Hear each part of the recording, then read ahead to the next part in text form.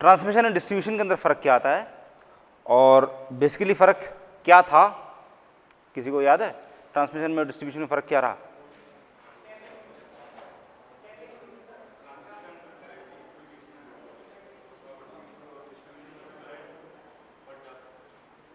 हाँ, जो ट्रांसमिशन में हमारा मेन क्राइटेरिया होता है कि करंट सेम रहता है और वोल्टेज में ड्रॉप हो जाता है। डिस्ट्रीब्यूशन में हमारा मेन क्राइटेरिया होता है वोल्टेज, कि वोल्टेज हर जगह बराबर पहुंचना चाहिए। करंट तो अलग ऊपर नीचे हो जाएगा, अलग अलग जो फैसिलिटीज़ हैं वहाँ पे कोई कम करंट लेगी, कोई ज़्यादा करंट लेगी, लेकिन वोल्टेज हर जगह बराबर पहुँचना चाहिए। ट्रांसमिशन में हमारा मेन कंसर्न ये होता है कि करंट आप जितनी इधर से उधर तक भेज रहे हो, पूरी करंट इधर से उधर तक पहुँचनी चाहिए, वो मेन क्राइटेरिया होता है। सो ट्रांसमिशन एंड डिस्ट्रीब्यूशन। इसके बाद में नेक्स्ट चीज़ मैंने क्या लिखी हुई थी? यूटिलाइजेशन। यूटिलाइजेशन पार्ट ये आता है कि जब एक बार आपने पावर जनरेट कर दी और एक एंड से दूसरे एंड तक भेज दी, तब उसके बाद वहाँ पर उस पावर का यूटिलाइजेशन कैसे हो रहा है। यूटिलाइजेशन का मतलब कंजम्पशन, जो कंज्यूमर्स हैं वो उस इलेक्ट्रिकल पावर को कंज्यूम कैसे कर रहे हैं, किस किस तरीके से कर रहे हैं, जिसमें कई तरह की चीज़ें आती हैं। घरों के अंदर जिस तरह कंजम्पशन होता है, इंडस्ट्रियल कंजम्पशन होता है, कई तरह की चीज़ें, मोटर्स हो गए, हीटिंग पर्पज़ के लिए हो गया, सेवरल थिंग्स। यूटिलाइजेशन के अंदर आप पढ़ेंगे, नेक्स्ट सेमेस्टर में आपका यूटिलाइजेशन वाला कोर्स आएगा, उसमें ट्रैक्शन भी आएगा। ट्रैक्शन बेसिकली क्या होता है? ट्रैक्टर क्या करता है? पुलिंग कैपेसिटी उसके अंदर होती है ट्रैक्टर के अंदर, तो उसी से वर्ड बना है ट्रैक्शन। ज़्यादा से ज़्यादा वेट को खींचने की जब कैपेसिटी होती है, there is known as traction. और हमारा पर्पस जो होगा नेक्स्ट सेमेस्टर में एक अलग से सब्जेक्ट होगा, देयर इज इलेक्ट्रिकल ट्रैक्शन। और उसमें हमारा मतलब होगा जो इलेक्ट्रिकल लोकोमोटिव्स होते हैं, ट्रेन्स, उनके सारे डिज़ाइन के बारे में और सबके बारे में पढ़ेंगे नेक्स्ट सेमेस्टर के अंदर। तो यूटिलाइजेशन और ट्रैक्शन आपका नेक्स्ट सेमेस्टर के अंदर होगा। ट्रांसमिशन एंड डिस्ट्रीब्यूशन इस सेमेस्टर में है। और एक और सब्जेक्ट आपके जो लास्ट पार्ट उसमें दे रखा है, that is switchgear and protection. Switchgear and protection का मतलब यहाँ पर यह है कि जनरेशन के टाइम पे, ट्रांसमिशन के टाइम पे और डिस्ट्रीब्यूशन के टाइम पे, पूरे इसके दौरान जो पावर है उसमें सेफ्टी प्रिकॉशंस आपको कौन कौन सी उसके अंदर रखनी है, उसके अंदर आपको सेफ्टी प्रिकॉशन कौन कौन सी रखनी है, और रिलेज हो गए, सर्किट ब्रेकर्स हो गए, किस तरह से आपको लगाने हैं। स्कीम्स, प्रोटेक्टिव स्कीम्स होती हैं। जैसे फॉर एग्जांपल डीसी जनरेटर है, क्या कोई जना मेरे को बता सकता है कि डीसी जनरेटर में अगर प्राइम मूवर काम करना बंद कर देगा तो क्या होगा? प्राइम मूवर ने काम करना बंद कर दिया, क्या होगा? जनरेटर बंद हो जाएगा, उसमें से सप्लाई मिलनी बंद हो जाएगी। अच्छा, दूसरी प्रॉब्लम बताइए, अगर उसमें डीसी जनरेटर में अगर वो चल रहा है, प्राइम मूवर चल रहा है अच्छा खासा, और फील्ड जो है, फील्ड याद है, उसमें फील्ड देते हैं, उसमें फील्ड में सप्लाई देते हैं, फील्ड के कनेक्शंस टूट गए, तब क्या होगा? फ्लक्स क्या होगा? फ्लक्स जनरेट नहीं हो रहा, फ्लक्स उसके अंदर नहीं बन रहा, तो इसका मतलब output voltage will be zero और output speed will be, speed कितनी होगी उसकी? स्पीड कम होगी कि ज़्यादा होगी कि उतनी उतनी रहेगी?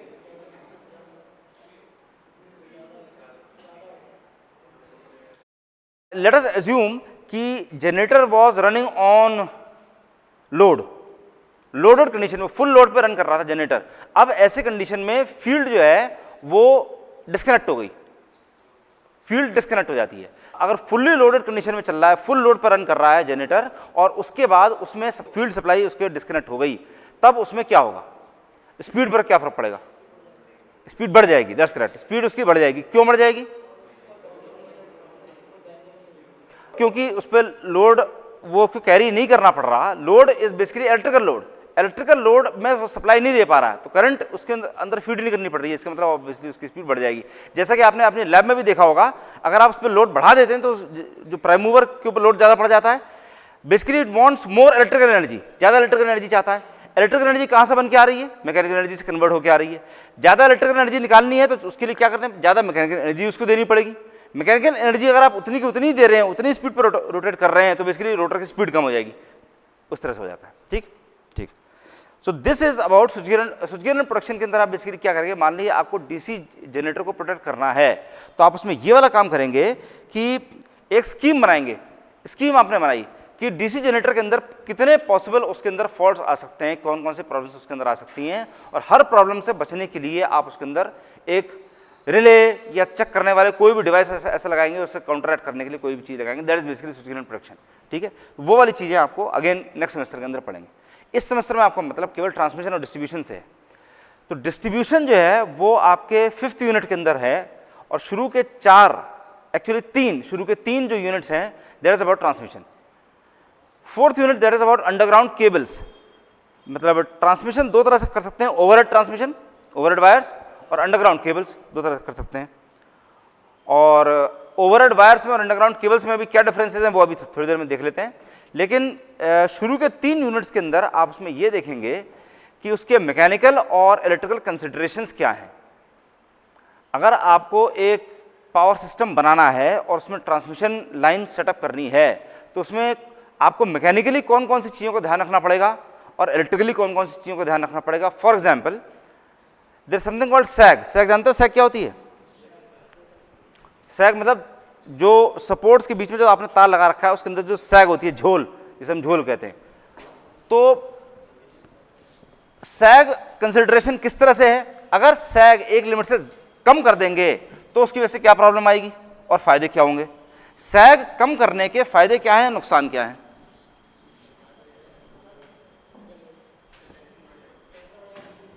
टेंशन बढ़ जाएगा 10 कैरेट।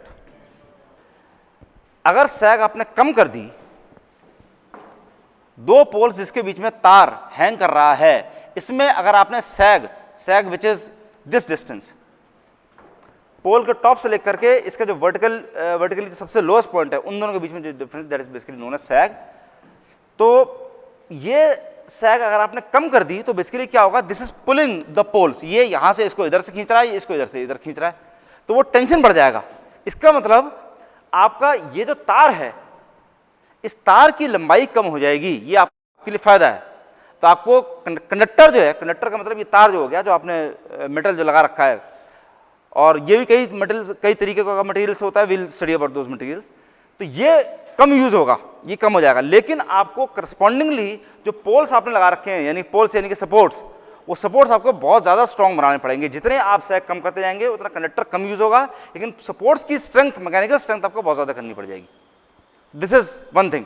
अगर आप सैग कम करने के बजाय अगर ज़्यादा करते हैं, तब फायदे क्या है, नुकसान क्या है? टेंशन कम हो जाएगी, ये सबसे बड़ा फायदा है भाई। ऑब्वियसली जो नुकसान था, नुकसान का फायदा हो जाएगा, फायदे का नुकसान हो जाएगा, और इसमें कंडक्टर आपके लिए ज़्यादा लगेगा। एक लिमिट से ज़्यादा अगर आप सैग कर देते हैं, तब एक और नए तरह का नुकसान आ जाएगा। करेक्ट। इसके और ग्राउंड के बीच में, ये बेसिकली ग्राउंड है, ग्राउंड पोटेंशियल है 0 वोल्ट्स।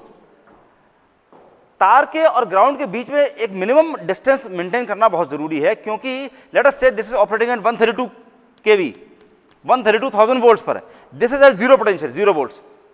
तो ऐसे में बीच की जो एयर है, वो एयर अगर ब्रेक डाउन हो गई, मतलब कहने का ये है, अगर एक लिमिट से ज्यादा आपने डिस्टेंस मतलब बढ़ा दिया और ये तार मान लीजिए किसी तरीके से ऐसा हो गया, तो यहां से यहां तक का डिस्टेंस अगर एक लिमिट से कम हो जाएगा तो बीच की पूरी एयर का ब्रेक डाउन हो जाएगा। ब्रेक डाउन का मतलब आयनाइजेशन हो जाएगा, और आयनाइजेशन होने की वजह से क्या होगा, इसमें से लीकेज करंट फ्लो करती हुई ग्राउंड में पहुंचनी शुरू हो जाएगी। दैट मीन्स पूरा सिस्टम आपका बेकार हो गया, जल जाएगा, पूरा सब फूक जाएगा। तो ये दिस इज वन क्राइटेरिया। ये मैकेनिकल क्राइटेरिया होगा कि मैकेनिकली आप कौन कौन से चीज़ों के अंदर इसमें ध्यान रखेंगे। फॉर एग्जाम्पल इंसुलेटर्स लगाए जाते हैं, इंसुलेटर्स के बारे में पढ़ेंगे। इंसुलेटर्स पिन टाइप इंसुलेटर होते हैं, सस्पेंशन टाइप होते हैं, स्ट्रेन टाइप, ये सब चीज़ें आप लोगों ने वहाँ पे लगे हुए हैं, लैब में आपके लगे हुए हैं, तो आप देख सकते हैं। हाँ जी, तो आपको दिख रहा होता है। फिर देन समथिंग और कोरोना इफेक्ट होता है, विल सी दैट, वो डिस्चार्ज, कोरोना डिस्चार्ज होता है, तो उसके बारे में ये सब चीज़ें मैकेनिकली पढ़ेंगे। इलेक्ट्रिकल कंसिडरेशंस क्या हैं? इलेक्ट्रिकल कंसिडरेशन सुनिए, आपके पास एक 100 किलोमीटर लंबी लाइन है, 100 किलोमीटर लंबी लाइन है। उस 100 किलोमीटर लंबी लाइन की रेजिस्टेंस कितनी है, इंडक्टेंस कितनी है और कैपेसिटेंस कितनी है? RLC, उसमें से कौन कौन सी चीज एग्जिस्ट करेगी, कौन कौन सी चीज एग्जिस्ट नहीं करेगी, ये कोई बता सकता है मेरे को? R एग्जिस्ट करेगा, करेगा, डेफिनेटली करेगा। L भी करेगा। C नॉर्मली नहीं करना चाहिए क्योंकि there is only one conductor, लेकिन होता क्या है, दो जो तार होते हैं, ये 2 तार जा रहे हैं, they are acting like a parallel plate capacitor. ये मेटल है और बीच में एयर है which is acting like a dielectric की तरह से। तो ये कैपेसिटेंस भी इसके अंदर हो जाती है। अब आप इसकी रेजिस्टेंस को कैसे मानेंगे, मतलब आप रेजिस्टेंस कैसे मानेंगे? इस पूरे तार की रेजिस्टेंस 100 किलोमीटर लंबी लाइन की तार की जो रेजिस्टेंस थी दैट वाज से 2 ओम्स थी। अब वो 2 ओम कहां है? ये मान लीजिए सेंडिंग एंड है, सेंडिंग एंड जहां से पावर आप भेज रहे हैं, ये रिसीविंग एंड है, यहां पे आपने लोड लगाया हुआ है। अब वो 2 ओम की रेजिस्टेंस जो है, 100 किलोमीटर लंबी लाइन की जो 2 ओम की रेजिस्टेंस है, वो 2 ओम की रेजिस्टेंस कहां है? यहां है, यहां है, यहां है, यहां है, यहां है, यहां है, कहां पर है? किस पॉइंट पर है? पूरे में डिस्ट्रीब्यूटेड एक्चुअली, ठीक, पूरे तार की इट्स यूनिफॉर्मली डिस्ट्रीब्यूटेड। तो ऐसे में आप इलेक्ट्रिकल मॉडलिंग करते हैं, अलग अलग तरह के उसके मॉडल्स होते हैं। शॉर्ट ट्रांसमिशन लाइंस के लिए मॉडल अलग तरह के होते हैं, मीडियम लेवल के ट्रांसमिशन लाइंस के लिए मॉडल अलग तरह के होते हैं, लॉन्ग ट्रांसमिशन लाइंस के लिए अलग तरह के मॉडल होते हैं। शॉर्ट ट्रांसमिशन लाइंस में आप ये मान सकते हैं लेस देन 10 किलोमीटर, मान लीजिए 10 किलोमीटर से छोटी लाइन है, आप ये मान सकते हैं कि पूरी रेजिस्टेंस इज 1, केवल खाली एक रेजिस्टेंस है और यहाँ पर इकट्ठी है। ये फॉर एग्जाम्पल से 0.5 ओम्स की पूरी रेजिस्टेंस यहाँ पर इकट्ठी है। एक जगह आपने उसको मान लिया लंप करी हुई। लंप का मतलब क्या होता है? इकट्ठा करा हुआ, पूरा आपने लंप करके एक तरफ आपने मान ली। ऐसे ही आपने उसकी इंडक्टेंस भी लंप्ड मान ली, इंडक्टेंस भी, और कैपेसिटेंस आपने इसके अंदर इग्नोर कर दी। शॉर्ट ट्रांसमिशन लाइंस के लिए कैपेसिटेंस इग्नोर कर देते हैं। मीडियम ट्रांसमिशन लाइंस के मॉडल कुछ और तरह के होते हैं, लॉन्ग ट्रांसमिशन लाइंस के अलग तरह के मॉडल होते हैं। तो ये सब चीजें बेसिकली आपको इसके अंदर देखनी है। अच्छा,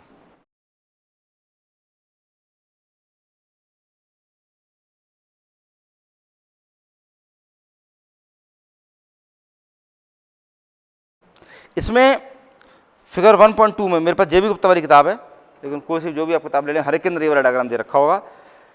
टिपिकल ट्रांसमिशन और डिस्ट्रीब्यूशन सिस्टम का एक ब्लॉक डायग्राम दे रखा है और it's like this.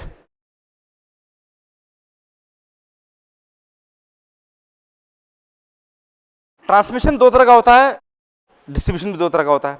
Transmission is primary transmission, secondary transmission.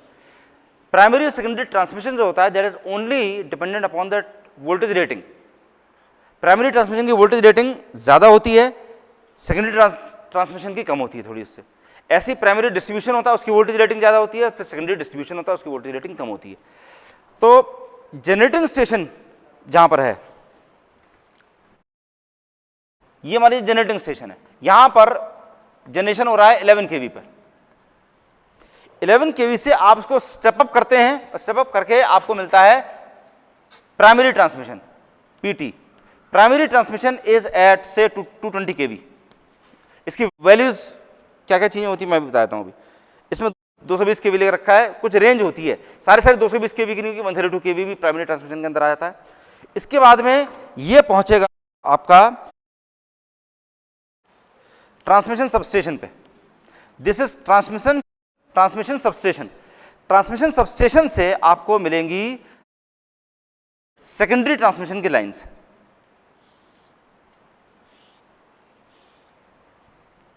Secondary transmission जो है दिस इज एट 33 kV।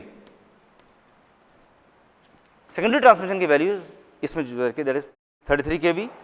और ये जाने के बाद में then you get a distribution substation. Distribution substation से आपको मिलेगी प्राइमरी डिस्ट्रीब्यूशन की लाइंस,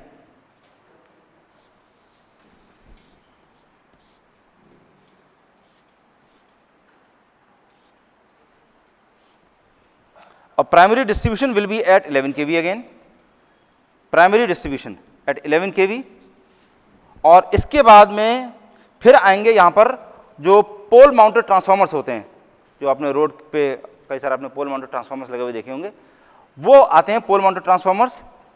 और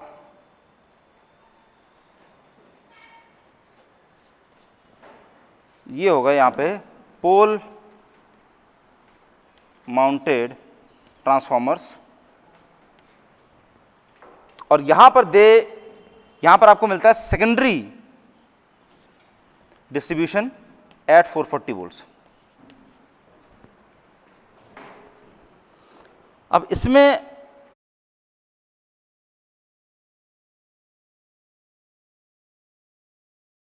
जनरेशन वोल्टेजेस, इसमें सारी वैल्यूज दे रखी हैं। जनरेशन वोल्टेज नॉर्मली 3.3, 6.6, 11 और 33 केवी होता है। सबसे ज़्यादा सूटेबल वैल्यू जो होती है दैट इज 11 केवी। 11 केवी पर नॉर्मली जनरेशन करते हैं। प्राइमरी ट्रांसमिशन वोल्टेजेस आर 110, 132, 230 और 400 केवी, डिपेंडिंग अपॉन द डिस्टेंस। कितना डिस्टेंस तक आपको ट्रांसमिट करना है, जितना ज़्यादा डिस्टेंस होगा उतना वोल्टेज की वैल्यू ज़्यादा हो जाएगी। बाय द वे, क्या किसी को ये आइडिया है कि ट्रांसमिशन करने के लिए वोल्टेज को स्टेप अप क्यों कर देते हैं? 11 केवी के बजाय 220 केवी क्यों कर दें? Less I square R loss. हाँ, और क्या? करंट की वैल्यू कम हो जाएगी, इसका मतलब हर तरह से आपके लॉसेस कम हो जाएंगे। दैट्स ट्रू, ये वाली चीज़ है। ठीक, तो परसेंटेज लॉसेस जो हैं, परसेंटेज लॉसेस की वैल्यू कम हो जाती है, क्योंकि एक डेफिनेट अमाउंट ऑफ करंट अगर फ्लो कर रही है इधर से उधर तक, अगर डेफिनेट अमाउंट ऑफ करंट अगर इधर से उधर तक फ्लो कर रही है, इसका मतलब लाइन जो आपने बना रखी है उसकी करंट कैरिंग कैपेसिटी फिक्स्ड है। अगर स्टेप अप कर देते हैं, करंट की वैल्यू कम अगर हो जाती है, इसका मतलब क्या हो गया कि आपकी जो कंडक्टर है, कंडक्टर का क्रॉस सेक्शन एरिया रिड्यूस कर जाएगा। ये वाली चीजें भी सब डिटेल में आगे देखेंगे कि कैसे उसका क्रॉस सेक्शन एरिया सब कम हो जाता है। So you basically you try to increase the transmission voltage as much as possible.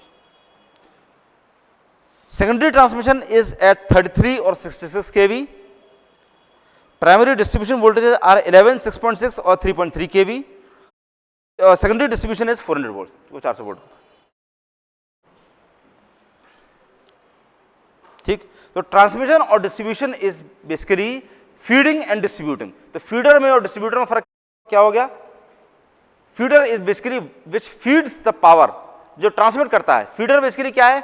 Feeder वो है जो एक डेफिनेट अमाउंट ऑफ पावर को इधर से उठा करके वहां तक फीड कर देगा, बस उसको डिस्ट्रीब्यूट नहीं करना। उसको डिस्ट्रीब्यूटर वाला काम कर रहा है, जो उसको डिस्ट्रीब्यूट करने वाला काम कर रहा है, उतना ही वोल्टेज पर हर अलग जगह पर डिस्ट्रीब्यूट कर रहा है। अच्छा, अब नेक्स्ट जो पॉइंट है यहां पर, that is comparison between DC and AC systems.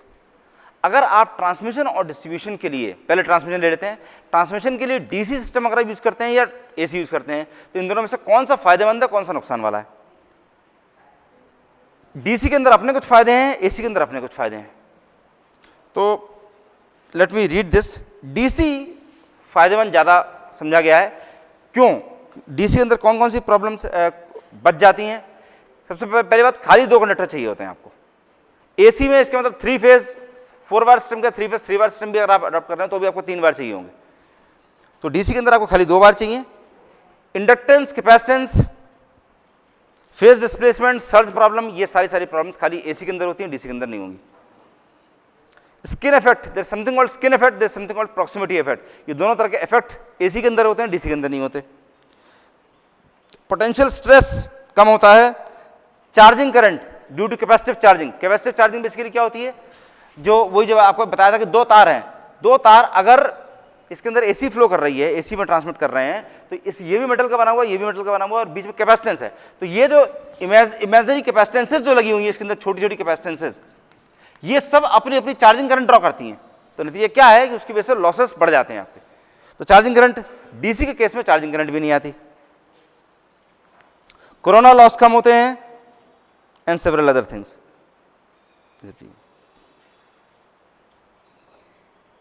AC के केस में ओवरहेड लाइंस की जो स्पेसिंग है वो ज्यादा रखनी पड़ती है, क्योंकि इंसुलेशन, कोरोना लॉस से बचने के लिए इंसुलेशन ज्यादा आपको रखना पड़ता है। और बाय द वे ये वाली चीज आपको पता होगी कि ओवरहेड लाइंस में कोई इंसुलेशन, तार जो होता है वो इंसुलेटेड नहीं होता। इंसुलेशन कौन सा होता है? बस खाली एयर की वजह से जो जितना आपको इंसुलेशन चाहिए उतना आपको दोनों तारों को अलग अलग कर देना है, डिस्टेंस दोनों में इंक्रीज करना पड़ता है, उसी से आपको इंसुलेशन प्रोवाइड कराता है। इंसुलेशन उसके ऊपर लगा हुआ नहीं होता है। तो कोरोना लॉस क्योंकि ज़्यादा बढ़ जाता है, इसलिए आपको उतने ही वोल्टेज के लिए इंसुलेशन देने के लिए आपको डिस्टेंस ज़्यादा बड़ा करना पड़ जाता है। डिस्टेंस बड़ा करने की वजह से नुकसान क्या हो जाएगा?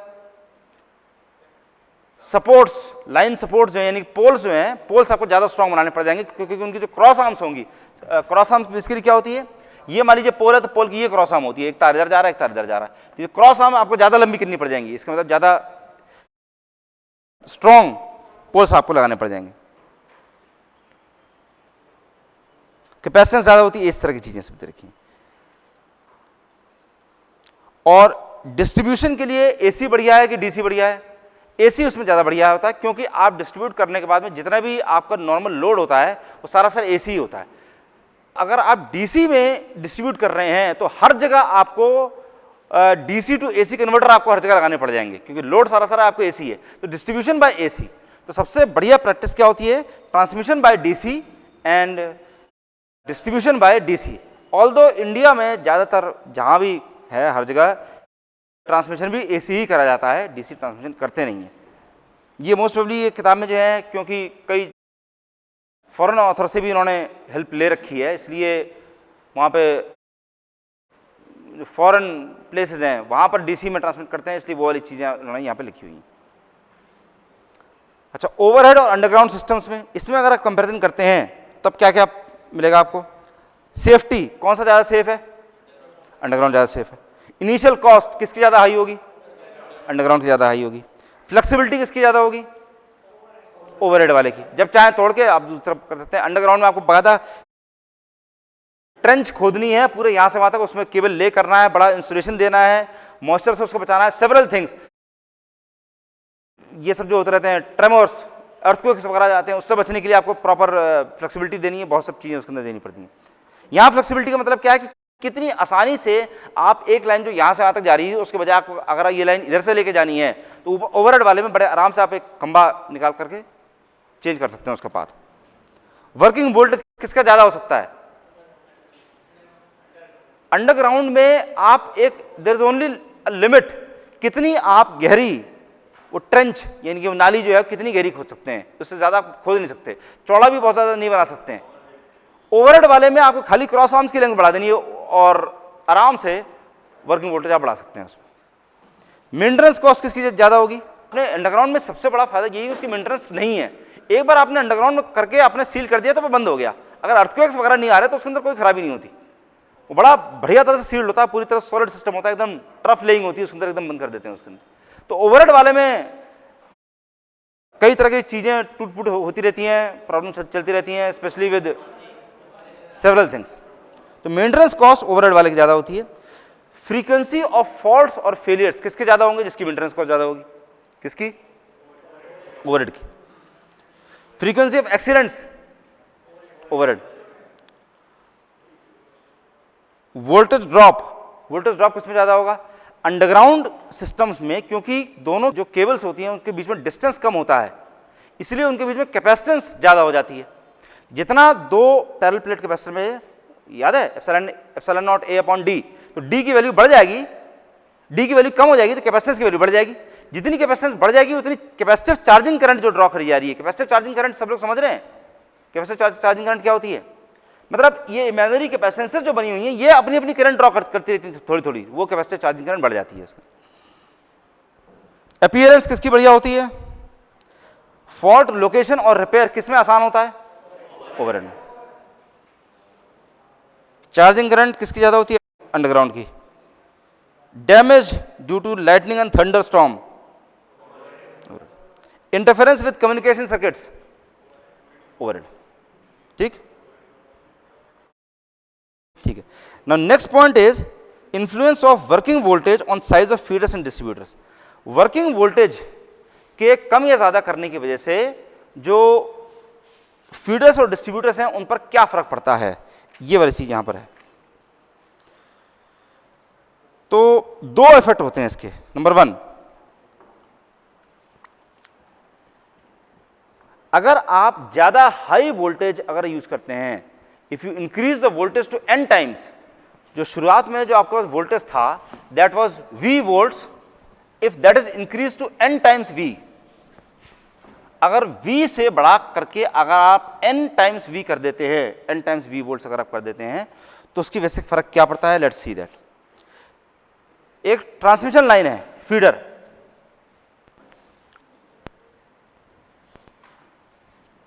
इसके अंदर करंट जा रही है I, इसके अंदर वोल्टेज ड्रॉप पॉइंट A से लेकर के पॉइंट B तक का जो वोल्टेज ड्रॉप है, voltage drop that is equal to V volts. Current इसके अंदर जा रही है I एम्पियर्स, नहीं V is the supply voltage. अच्छा, voltage drop is equal to छोटा V होगा, हाँ, V वोल्ट्स यहां पर सप्लाई वोल्टेज वाज V। अब वोल्टेज जो है V की जगह अगर n टाइम्स V कर दिया जाता है तो उसकी वजह से क्या फर्क पड़ता है? अगर आपको डेफिनेट अमाउंट ऑफ पावर यहां से वहां तक पहुंचानी है, टोटल पावर जितनी आपको पहुंचानी है दैट इज VI वॉट्स। अगर वोल्टेज को n टाइम्स V कर देंगे तो करंट की वैल्यू कितनी हो जाएगी? अब कितनी? 1/n multiplied by I। ठीक है, अगर वोल्टेज की वैल्यू आपने n टाइम्स V कर दी तो आपको पावर कितनी चाहिए? पावर चाहिए V इंटू I। तो NV into I upon n कर देंगे तभी आपको VI इतनी पावर ही चाहिए, ज्यादा आपको पावर नहीं चाहिए, पावर आपको इतनी चाहिए। तो करंट की वैल्यू हो जाती है I/n। अगर करंट की वैल्यू I/n 1/n इंक्रीज कर जाती है तो इसका मतलब जो केबल का जो क्रॉस सेक्शन एरिया है, क्रॉस सेक्शन एरिया, वो उसकी वैल्यू डेफिनेटली कम हो जाएगी। क्यों? क्योंकि करंट कैरिंग कैपेसिटी उसकी डिक्रीज कर गई। करंट कैरिंग कैपेसिटी अगर I/n 1/n टाइम्स डिक्रीज कर जाती है, इसका मतलब इसका जो क्रॉस सेक्शन एरिया है that also decreases by 1/n। This is for the case of feeders.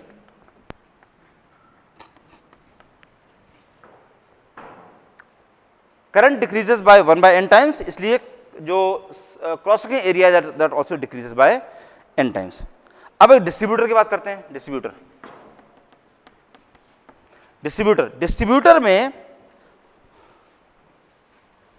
ये डिस्ट्रीब्यूटर AB है जिसके अंदर करंट है I एम्पियर्स, वोल्टेज यहां पर V है और यहां से यहां तक जो वोल्टेज ड्रॉप है दैट इज V वोल्ट्स।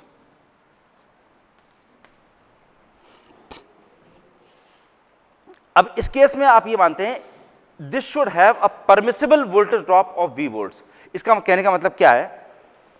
इसकी ये जो यहां से यहां तक का जो डिस्ट्रीब्यूटर का तार है, इसकी रेजिस्टेंस इतनी होनी चाहिए कि इसके अंदर there should not be any more voltage drop than V volts. इसके अंदर वोल्टेज ड्रॉप V वोल्ट्स ही होना चाहिए, रेजिस्टेंस इससे ज्यादा इसके अंदर नहीं होनी चाहिए। सो बेसिकली क्या हो गया कि इसमें R is equal to V/I। ठीक, वोल्टेज ड्रॉप बेसिकली क्या है? वोल्टेज ड्रॉप जितना इसके अंदर V हो रहा है that is obviously equal to I multiplied by R। तो इस रेजिस्टेंस, इसकी resistance should be equal to और लेस देन V/I, इतना ही इसके अंदर होना चाहिए। अब अगर आपने वोल्टेज V के बजाय n टाइम्स V कर दिया, n टाइम्स V अगर कर दिया तो करंट की वैल्यू हो गई I/n। करंट की वैल्यू अगर I/n हो गई तो इसका जो परमिसिबल वोल्टेज ड्रॉप है that also increases, permissible voltage drop this increases by n times V। तो नई जो R की वैल्यू है R dash is equal to NV upon I/n is equal to n square R।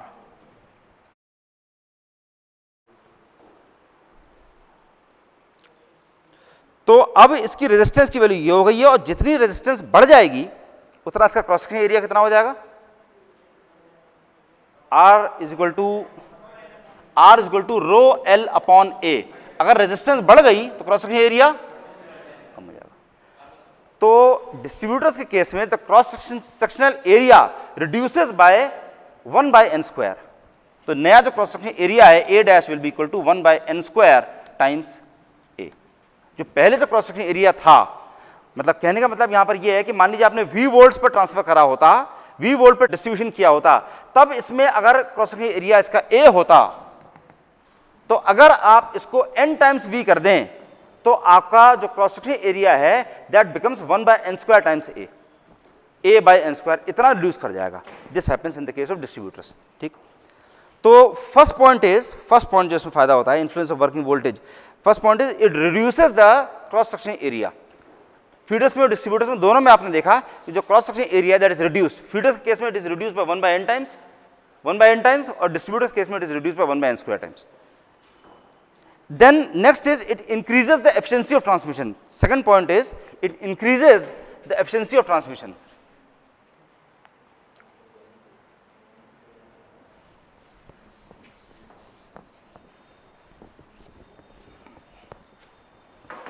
इसमें इस तरह दे रखा है,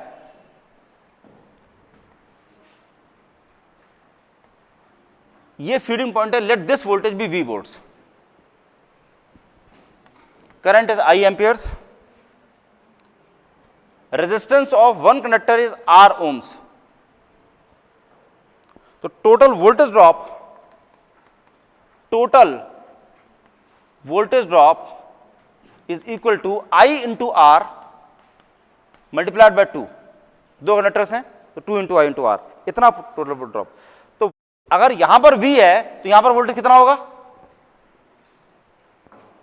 यहां पर वोल्टेज V जो सप्लाई एंड है, जहां लोड आपने लगा रखा है, वहां पर वोल्टेज V मिल रहा है आपको. इसमें टोटल वोल्टेज ड्रॉप हो गया 2IR. तो यहां पर वोल्टेज कितना दिया गया होगा? V plus 2IR. ये हो गया V प्लस 2IR. इतना वोल्टेज आपने दिया, इसमें से 2IR बीच में ड्रॉप हो गया, बचा हुआ वोल्टेज V वो आपको यहां पर बाहर मिल गया. तो efficiency is equal to VI output power upon input power, V plus 2IR into I. ठीक. और नेक्स्ट केस में if voltage is increase by, voltage becomes N times V, then current becomes I by N, और resistance of each cable becomes N times R. ये वाली चीज हम पिछले case में देख ही चुके थे.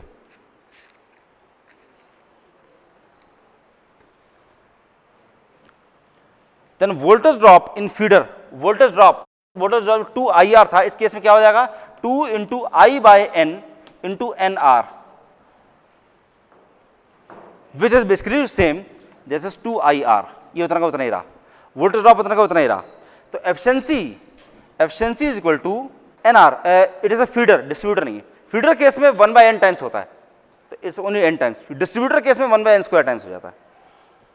तो इस कंडीशन में this is voltage is NV into I by N upon NV plus 2IR into I by N. ये आ गया. तो ये n और ये n कैंसिल कर जाते हैं. तो VI upon NV plus 2IR into I by N. और इसमें उसने न्यूमेरिकल लिख करके उसने बताया हुआ है, वैल्यूज लिख करके उसने इसके अंदर क्लियर किया हुआ है कि if you do this, basically यहाँ पे क्योंकि डिनोमिनेटर की वैल्यू डिक्रीज कर गई है, डिक्रीज कर जाती है, which is shown with the help of numerical. इसका मतलब क्या है? एफिशिएंसी की वैल्यू इट इंक्रीजेस इस कंडीशन में. ठीक. तो दूसरा केस बेसिकली क्या है? 2 पॉइंट होते हैं. अगर आप सिस्टम वोल्टेज बढ़ा देते हैं तो 2 फायदे आपको मिलते हैं कि क्रॉस सेक्शन एरिया जो है वो रिड्यूस कर जाता है, और दूसरा बेसिकली क्या है कि जो एफिशिएंसी है, efficiency of transmission that increases. ठीक.